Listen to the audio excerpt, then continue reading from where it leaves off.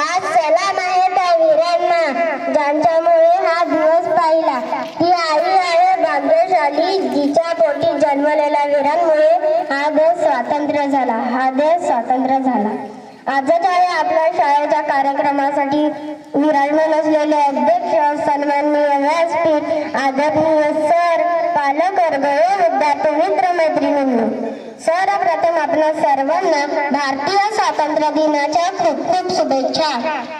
15 August 1947 हा तो दिवस होता जेव्हा आपल्या देशाला ब्रिटिशांच्या 150 वर्षांच्या गुलामगिरीतून सुटका मिळाली। इंग्रजांच्या अत्याचारातून देशातील जनतेची सुटका करण्यासाठी शेकडो स्वातंत्र्य सैनिकांनी बलिदान दिले।